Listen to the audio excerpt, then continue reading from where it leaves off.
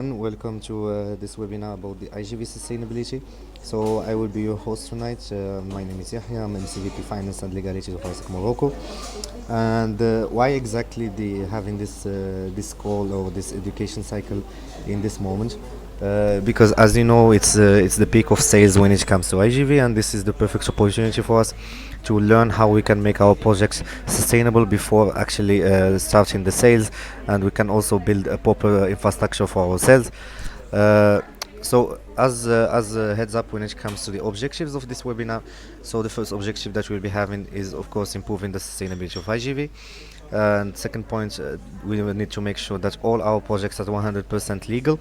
And third objective is to build a proper synergy routines between the VP's IGV and the VP's finance.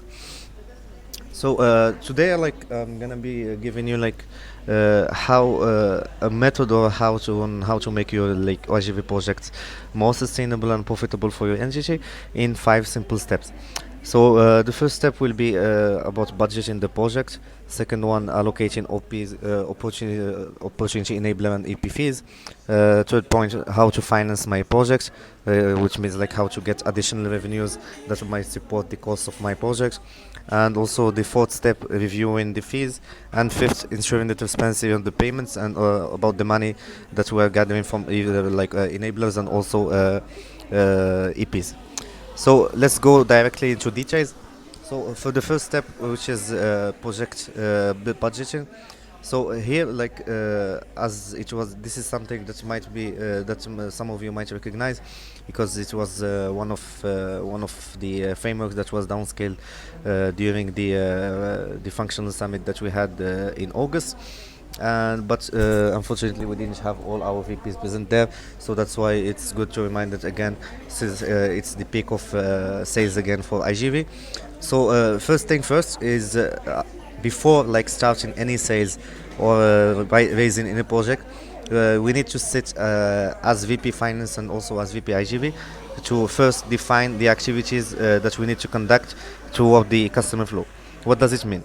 So we need to sit, for example, and see what kind of activities will be done during the project, and also way before the project when it comes to the attraction phase, because building a project is not only about delivering it, but we have also other costs that we are supporting as organization during the period of sales. For example, the transportation of the responsible about sales, and also the any legal fees or costs that we are incurring when it comes to legalizing the contracts of the partnership and all of that.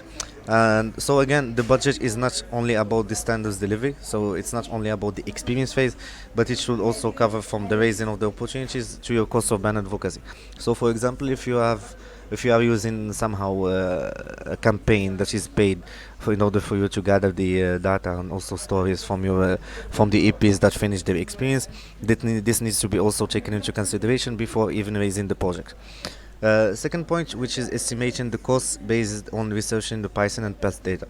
So of course you have already the data from the previous peaks of realizations, and we just finished, we are in the process of finishing the summer peak, so we already have an idea about how much renting is costing you, and also how much transportation you will be incurring during the project. So you already have an idea about the cost that you are having as an entity. So based on those research that we are having, and also from the data that we have collected, that the VP's finance have already collected toward the summer peak, you can use them as a starting base for you to consider and to also estimate the costs that you will be having for each project. Third point is to define the indirect costs that you need to cover per realization. So here, what does it mean, the indirect costs? So for example, if we take the costs of renting and sales, transportation, and any, like for example, pickup from the airport, those are direct costs that are only concerning IGV, because after all they were just allocated for the IGV sake. But for example, if we are talking about LC flat, where you are doing activities for your EPs, or for example you are renting a conference room that you are using during the year, but at the same time you are using for the RGB projects, of course you need to take those costs into consideration, because there are costs that you need to be supporting and you need to be covering towards your revenues. And there was someone who joined the channel, but it's fine. And fourth point, last point, you need to decide on the benefit that you want to generate from the project. So here, of course, yes, we want to work on to making our projects IGV sustainable, and we want to make them also beneficial. But here we shouldn't forget that from a customer perspective, we need also to be careful about this, because charging the EPs or the enabler more money than we need is something that might harm the brand of the organization, and also harm the customer relationship that we are having with our EPs and also with our enablers. And here I'm gonna be moving to the second step, which is the fees allocation. So as you know, like for the VPs IGV, the new framework that we are trying to downscale to the new contracts of IGV, and also to the new raising challenge that we have, is that we are working on into trying new stuff, trying to sell the IGV projects, actually not only giving them for free to NGOs, because after all, in many entities, IGV we are getting paid from it from the enablers, and they are giving us money for every EP that you are receiving. But here we need to make sure that we are getting the right idea and the right data from the research that we made. So in order for us like to move on with the proper analysis and the proper allocation of the fees, because again, yes, we understand that this is something new. We understand that this is something that might be challenging in our reality, but any major change, or any if we want to really go further with the sustainability of IGV, and if we want really to take it seriously and work upon it, these are some extra miles that we need to cross, and these are some undiscovered land that we need to discover also, because we've never tried this before, and we don't have any reference if it's working or not. So when it comes to the fees allocation, as I told you earlier, we need to build the cost structure for every realization. So what does it mean? I need to understand, we need to sit together as VP Finance and VP IGV and understand how much every EP is costing us, taking into consideration the indirect cost and taking into consideration also the direct cost of the project. So here we need to understand, like for example, let's say if we are renting a house for 3,000 dirhams, and that house will be accommodating 6 people, so it's 500 dirhams. It's 500 dirhams per person during the month.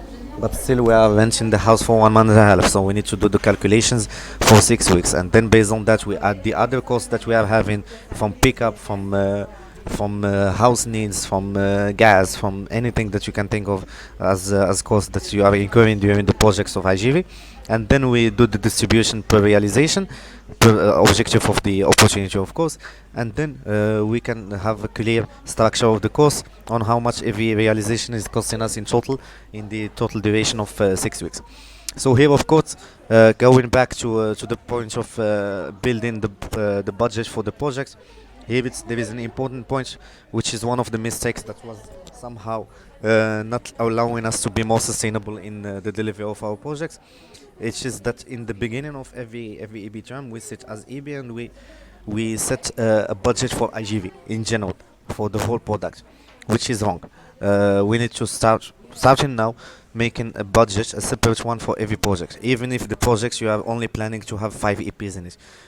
But still, you need to have a clear idea that this project that will be having 5 EPs, this is how much those 5 EPs will be costing us. This is how much in EP fees we need to be setting in order for us to cover those costs. And then the second point, when it comes to the fees allocation, we need to allocate a percentage of distribution between EP and between the EP fees and the OP fees. So here I'll just put you like a quick example in this table. This is not something to take as a reference, but this is just a random example for you to understand more how we can start doing the repartition of the fees for the opportunities enablers. So let's say, for example, an NGO that wants one EP. So that one EP I will go out to sell it to a specific NGO. I don't know, for teaching, for any other SDG that we are having. And for example, if the NGO is not providing us anything, then I might charge the NGO 600 dirhams per realization. And then, for example, in this scenario that the NGO is providing 1 meal per day, I will charge them 500 dirhams. And if the NGO is providing accommodation, I will charge them only 300 dirhams per realization. And if the NGO is providing both, for example, I can reduce the fees for the enabler until 200, and then I can compensate also for the EP fees. So as much as the NGO is providing us services, as much as the OP fees are reduced, and also the EP fees are reduced in a way that of course we will be tracking them to the budget, so we can know what is the limit that we cannot cross when it comes to the fees. So again, as a recap, first of all, we need to understand exactly where every cent is going when it comes to our projects. We need to understand every realized EP that we are receiving, how much is costing us or she is costing us. Then we can start when it comes to the sales. So let's define, for example, one EP in this period is costing us 1,500 dirhams. How can I retrieve those 1,500 dirhams from the EPs and also from the OP enabler? So then we can start deciding on a repartition that is logical and that is strategical, of course, which brings us to the third point. Because I cannot be, for example, one EP is costing me during the 6 weeks 1,500 dirhams, and I go and I ask the NGO for 1,500 dirhams, which doesn't make sense. Of course, we need to be really strategic when it comes to our customer relationship, because customer doesn't only include EP, but it includes also our enabler that is working with us on the project. Third step, which is financing our projects. Here we have two main strategies that we can deploy. First of all, which is cost cutting solutions, and the second one, which is the revenue generation. So here I want you really to pay attention when it comes to this, because these are some more really important points that you might help us when it comes to the sustainability of our project. So when it comes to the cost cutting solutions, the first point, which is strategical alliances. What do I mean by this? When it comes to strategical alliances, there are some aspects that we might look for partners that might support us in those specific aspects. So let's take, for example, infrastructure. So I know that I need to be raising a project about education. So education, I will need classrooms, I will need spaces where I will be delivering those courses for the community. So for example, I have the first choice, which is go into an NGO that might provide me those classrooms for free. Or in the opposite case, I might go to a private school that is closed during summer, and I might rent the classrooms from them. So here, what we can do is that in terms of infrastructure, I can, for example, approach universities or public schools that might, in a way, provide us with classrooms during the day. For summer or even for winter, where we can actually deliver the IGV projects. Second aspect, which is wholesale. Here we can, for example, if the accommodations, for example, are costing us per month 6,000 dirhams, I can, for example, study the options of hostels. If there are some cheap hostels that I might even consider talking with the manager of the hostel and proposing to him that I will be renting from him the hostel for the duration of 2 months, the whole rooms, and he will make a preferential price that will be more adequate for you than renting a house. So this kind of options we need to study them also, or even dorms that there are a lot of dorms actually present in different cities in Morocco, and that they are open just for suggestion. But unfortunately, we don't have clarity of information or easy access of the information on the internet. So that's why it needs some extra efforts from us to go outside and to actually do some triple efforts in order for us to find this kind of enablers, or this kind of facilities that might help us when it comes to reducing our costs. And third aspect, which is training. So here, for example, like we face a lot of issues sometimes when it comes to the lead spaces that we are delivering to our EPs, or the workshops that we are delivering to our EPs, because we don't have enough experience in that field, or we don't have enough people during the summer that might help facilitating this space. So in this case, you can maybe approach experts either online, or people that you know in some schools that have a certain expertise in a certain domain related to that specific SDG that you are being in the EPs, or related to public speaking, or related to designing skills, and you can approach them for a help or support somehow, where they can without of course counterpart of money, where they can actually help you and support you with that. But we just need to be smart in the way we are delivering the message, or the way we are selling this opportunity. not the opportunity. I'm not talking here about the project itself, but the opportunity of partnering up with us in order for us to deliver those spaces. So it can be even like international exposure for the speaker or the experts, because after all, we can also propose to him that after the workshop we will be taking a picture with the internationals and they will be sharing it on their social media, and then he will get to be known, and maybe we can also tag his Instagram page or his Facebook page. He has like somehow in a startup specialized in this. So this kind of tricks or tips that we are actually good at it as Moroccans, which is showing the value in things more appropriately. And the third point, when it comes to no, the fourth aspect actually, when it comes to strategic alliances, actually, which is the implementation of handbooks. So, for example, we are requested to provide information to our EPs that will help them during their stay here in Morocco.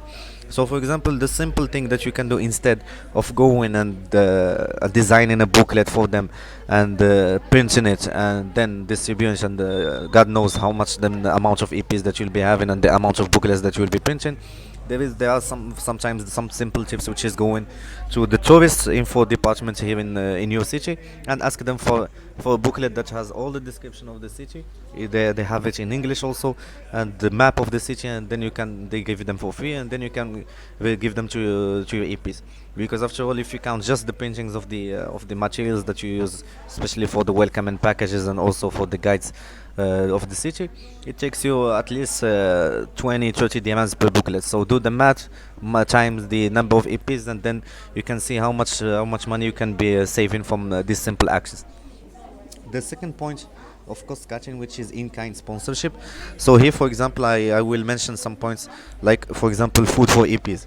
You can, for example, approach a restaurant or a snack that we might be interested into international exposure, or also in social cause. You can also sell the social cause as a selling point, a strong one, in order for you to get, for example, or at least one meal per day provided for the EPs. It depends, or you can also approach many restaurants at the same time, so you can reduce also the pressure on only one restaurant. So this kind of initiatives when it comes to the meal for EPs. Also, welcoming packages. You can approach libraries. You can approach bookstores. You can also approach souvenir stores that might, for example, donate some souvenirs or objects that you might be using for your welcoming package. Also, the project materials, for example, flip charts, for example, any like the Instagram fame that we are using to take pictures of the project. You can also ask or approach a specific printing office that will be ready to help with that, or donate actually this service for free. And also the promotion materials. So when it comes to the promotion materials, you can approach, like for example, partner up with the designing startup that might be helping you when it comes to designing the promotion materials that you will be using, either offline as flyers or anything like that, or also online that you can be promoting on your Instagram profiles. And also, like for example, the simplest example, which is getting free printings for t-shirts, or also again for goodies that you will be given as a welcoming package for your EPs. And third point, which is of course the global host, which is one of the main programs that was created in order for ISEC to reduce this pressure that we are having from the side of iGV when it comes to costs, and also to make sure that we are becoming less like expensive in terms of delivery of the project. Here, when it comes to the global host, we are working currently on the final framework for it, so it can be officially starting to be sold by all the entities for the community. But still, here some points: if you are deciding to drive a campaign of global hosts in your local entities and in your cities, just make sure that for every EP that you will be hosting in a family, make sure that you are having a proper contract that is at the same time protecting the EP and also at the same time protecting the host family. And also make sure that the ISEC brand and also the exchange standards are being respected by delivering this global host. So what I mean here, when it comes to to exchange standards, you need to make sure that your EP has at least one single bed where he can be sleeping. It's fine if he's sharing a room, and of course if he has a hot shower, and also preferably a Wi-Fi, so in order for him to prepare his courses. So these standards need to be also taken into consideration when looking for the host. And for the second strategy, which is the revenue generation, we have the first point, which is the triangle cooperation model. So here it's a simple concept actually. So the triangular cooperation model is when we have a third party that is entering this collaboration as like financer for the as a source of financement for the projects. For example, let's say you approach a company, a big one or a medium one, that will be ready, you will be selling to it the project and the social impact, and they might be interested into supporting you financially in this project. So in this relation of triangle, we of course will be having this company that will be giving us financial resources for the delivery of the project. And the second part of this relationship is of course Isaac, that will be providing the young talent that will be delivering the contents of the project. And the third party, which is the NGO, of course, that will be providing the access to the community, that will be beneficiating from the project. And also the NGO will be also providing the infrastructure for the delivery of projects. In here I mean the location of the projects, and also the classrooms in case it's a teaching project. So this is when it comes to the triangular cooperation model. The second point, which is the funds application. So here, this is a point that we neglect a lot, and usually there are lots of initiatives for public funding that are open during the year, and we just need to be intelligent enough and smart enough to keep an eye on what's happening in the external sphere, so we can detect this kind of opportunities of getting extra financial resources that might help us also to reduce the cost for our projects. And the third and last point, which is the fundraising products. So here, what I mean by fundraising products, it's mainly when it comes to activities like Global Village or any cultural activities that you might organize in order for you to get extra money or extra revenues to cover the cost of the project. And also we have the donation system, so we can call for a public donation system, or for a specific project. For example, if you are working for a project for disabled, you can ask for public donations from either the parents or from any other school. You can also approach the primary schools, in order for them to contribute financially into the delivery of the project, because after all, the ones that will be beneficiating from the projects are the targets of the projects, which are either the disabled or the people who are in need, financially speaking, in order for them to get access to education or any other impact that we are providing as an organization. And last point, which is community activities. So here, for example, the simplest example that I can give you is Les Kermés that we are organizing in private schools, and those initiatives are usually cash calls that brings a lot of money. So you might also consider partnering up with some private schools in order to organize these kinds of events. That, for example, if you just put as a fee of entry 5 dirhams per kid in order for him to play the whole day during the games in the kermés and all of that, you can do the math and you can see how much revenues you can generate from these initiatives. And this might be something that might really be a big help or a big push when it comes to reducing our costs for IGV. And moving on to the fourth point, which is reviewing the opportunity and the EP fees. So of course, as I told you earlier, costs are always the biggest concern that we are having when it comes to IGV.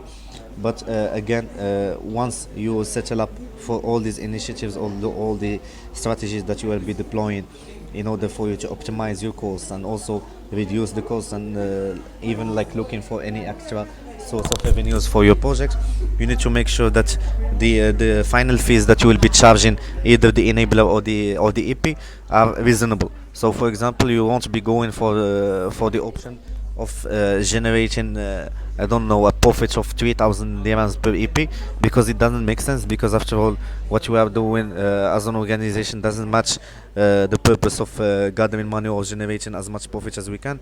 We just need to make sure that the revenues that we are getting are enough to cover our costs. And if there is a profit, a marginal one that might be generated, it's fine. But if the profit is way more than we need, that's an issue there, because it might be also banned in the organization as not a non-profit organization, but mostly as an organization that is seeking profit out under the umbrella of social impact. So this is also an important point that might be harming our organization, or also the delivery of projects. And finally, the fifth step, which is ensuring transparency of all the money that we are receiving and all the money that we are paying. So here you need to firstly to categorize the cost structure in YOP. So what do I mean? If, for example, you are charging the EP 150 euros per project, you need to make sure that in the opportunities portal in isec.org, it's really mentioned in details where these 150 dirhams, what does it include? Is it including the accommodation? Is it including welcoming package? Is it including 1 meal per day? Whatever it is included, just make sure to mention it there. But the most important thing, just make sure that you have sticking to what you are promising to your EPs on the platform, because after all, if they find something that is not matching what was mentioned on the platform, of course they have the right in any moment to raise a case against you, because after all it's against XPP, because you gave them of course false promises, and you gave them lack of transparency when it comes to the payments. Second point, which is clarifying the payment process in YOP. Here, of course, you need to mention also in the opportunity that, for example, the TN fees will be paid on arrival in the pickup. So, of course, if you are not mentioning this kind of details, it might also create issues when it comes to the delivery projects, and it also might open the door for other issues that might be occurring later on during the project. So make sure that whatever this is, the payment system or the payment process that you will be agreeing on as VP Finance and also as VP iGV, make sure that it's mentioned on the Young Opportunities portal. And third point and last point, which is ensuring the cost structure is attached in all touch points with the OP taker.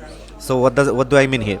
Of course, during the sales process, you will be having not only one meeting but several meetings with the enabler.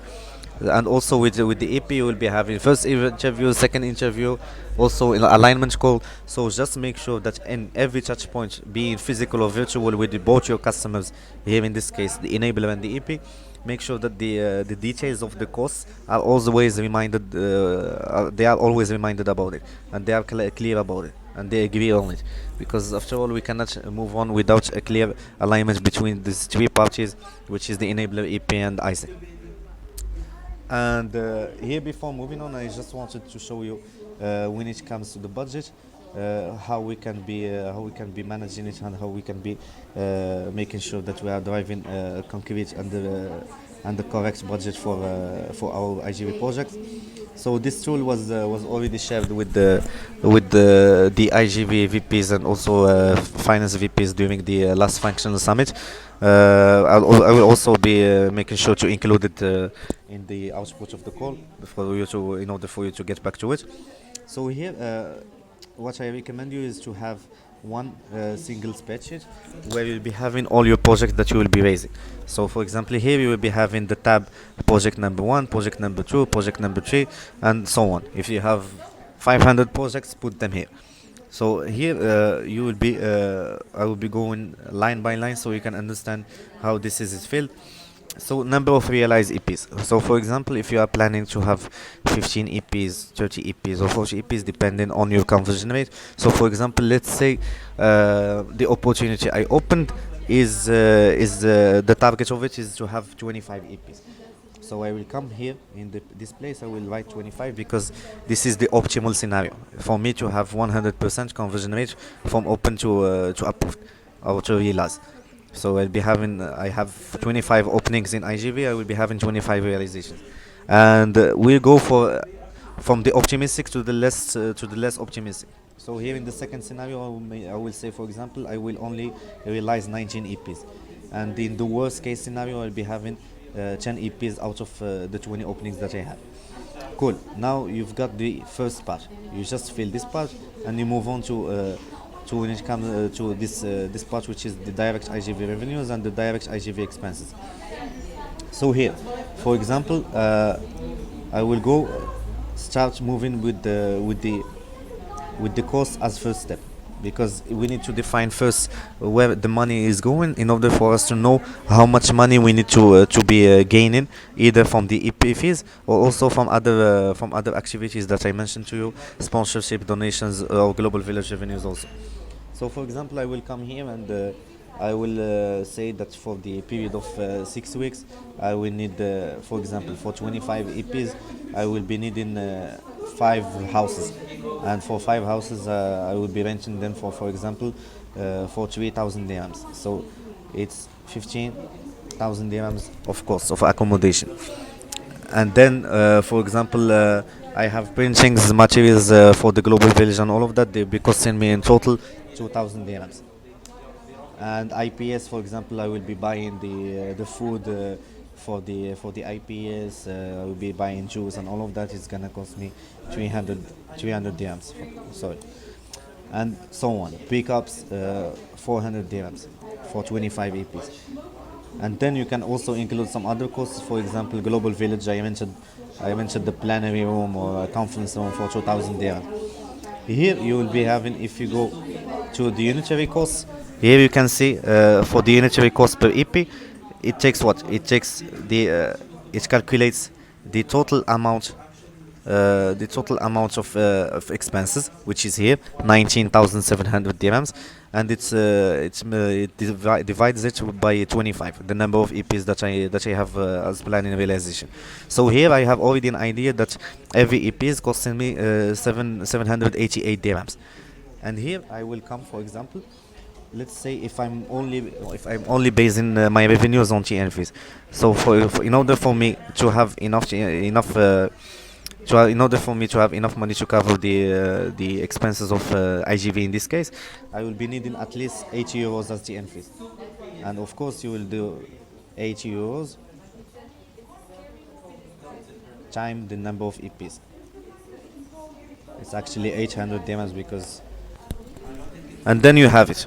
You have the total revenues. It's 20,000 dirhams, and the total costs of the projects are 19,700 dirhams. So here you know that you are generating a total profit of 300 dirhams. And then you go the same for every scenario. And if ever you see that the costs are increasing, you need, of course, to increase the revenues. And then you do the calibration depending on the cost that you will be having, also the revenues that you are forecasting. And then you start parametering the whole project. You start seeing from where I can get extra revenues. Is it from the global village? Is it from donations?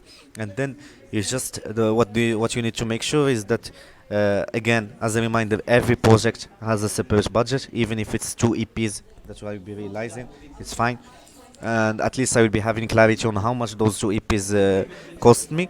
And then, of course, I will be looking for other options, which is, for example, going for global host or charging money to the enabler that I will be adding here as a revenue.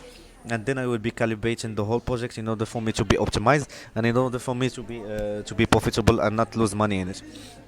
And of course, this tool will also be helping you as VP IGV and also VP Finance as a synergy to generate reports of every project. So, for example, here this is my budget, and I can create another copy of the same budget, but where I will be actually uploading the actual revenues that I collected and the actual expenses that I had.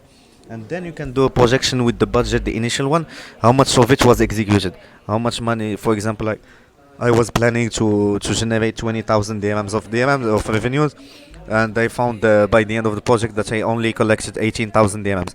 So this way, it's gonna be also serving as a base for the upcoming projects or the future projects, to know what are the bottlenecks that we faced in the projects and how we can solve them.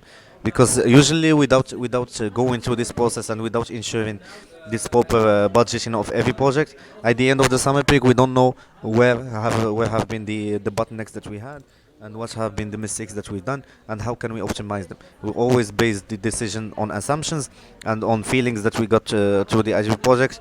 And then we can also ensure, for example, if we find that there is a problem in terms of TN fees collection, I will make sure to optimize my process of TN fees collection.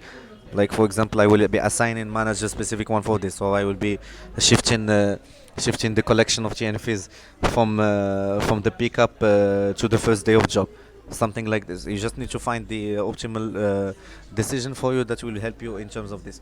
And then of course you will be again making a budget for every project, and then finally you will be having the final structure of your project with the unitary costs per EP and the unitary revenues, and then you can start calibrating between the TN fees and the OP fees.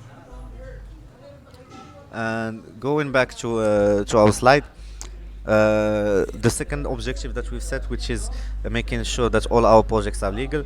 So as I told you earlier, we've already finished working on the new iGV contract, and it will be sent to you by email officially, so we can start working with it starting now. So the contract, you just there is quick alignment that we need to be all aligned with it, since we are both concerned with this aspect of raising opportunities. We need all of us first of all be using this new contract, because otherwise, if there is a contract that is received from the VPIGV from the MCVPIGV Aminamos, and that is not aligned with the new contract, that opportunity won't be opened on the platform. And second point, also no opportunity will be raised without enabler or contract, because after all we are in a context of big change management, and we are working in an ecosystem that is more or less really strict when it comes to legalities. So we need to make sure that all our documents are really being all our projects are being run in a proper way and in a legal way, because otherwise, even if you want to go for the fundraising, let's say for example you will be approaching a company to get extra money or funds that will be helping you in the delivery of project, first thing that they will be asking you is financial report of the project, or if you have all your legalities done. So of course, if you don't have your contract and you don't have all the documents that are protecting you as an organization and that are making sure that the project is actually a proper one and a legal one, of course you won't be getting access to those funds. So again, as I told you in the beginning, moving on to the step of sustainability in IGV, it's a big step and it's a hard one, but it requires a lot of efforts, because once we will be moving on forward with these actions and with this new way of managing the IGV projects in synergy with the finance, we will be opening new doors for new opportunities like this one I told you, getting external funds from companies, because simply they will be requesting you all your legal and financial documents for the projects and also for you as an entity. So you need to make sure that you have all the things aligned with the national directions, and also all the opportunities are being actually well raised.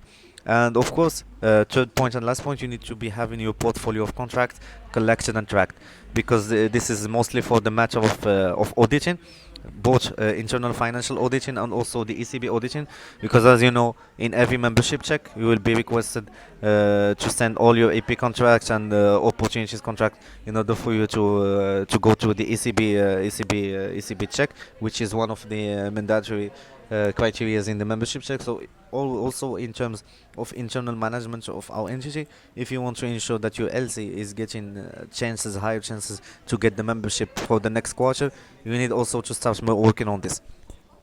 And lastly, when it comes to the synergy routine, here I think it's needless to go through it in details, because we've already downscaled the synergy booklet and the synergy framework for IGV and finance, and in this link you can find all the details toward the customer flow.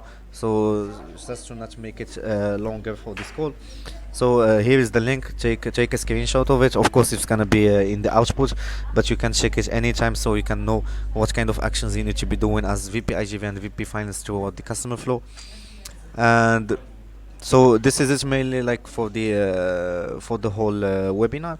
So again, as a reminder of the objectives, why we are actually having this webinar right now, and why we are going through this call to action of making the IGV, or taking these bold actions, as I told you, in order for us to improve the quality and also the accuracy of our IGV projects and make them more optimized, which is firstly to again to improve the sustainability of IGV, because currently right now, as an entity and also as LCs, we are in IGV sustainability level 0, which means that we are using money, losing money from every realizations that we are having, and overall from the all the IGV projects, which doesn't match our core, which is we need to preserve this organization for the future generations in order for them to continue on this impact that we are having as an organization. And we cannot do that without optimizing our IGV, and also making sure that all our projects are 100% legal, because in any case, and it falls also under the risk management, if I don't know, there was one day there was a problem with an EP that got an accident. Of course, you will be needing all your legal papers in order for you to protect yourself, and also to support the EP, because it's gonna be asked for you from the authorities and from the administration, and also to build a proper synergy routine, because this way, before raising any projects, you need to be sitting together as IGV and finance. You are now, we've always been, for example, called the most fearsome enemies in the department, because after all, IGV was losing money, and finance are not big fans of people losing money. So there was always this hate-love relationship. But for now, if we start doing things in a proper way, and if we start planning all our actions together as finance and IGV, and making sure that every project, whatever the number of realizations that we are planning in, is actually profitable, and that is will be actually tracked, and will be taken seriously, and committing to ourselves both as IGV and finance to the execution of the budgets that we plan. Of course, it's gonna be we're gonna be easily achieving, at least by this end of the semester or by the end of the winter peak realizations, we will be at least moving on from level 0 to level 1, which is covering our direct costs, and then we can start working more and deploying more efforts in order for us to reach level 2. So that was it actually for the webinar. Now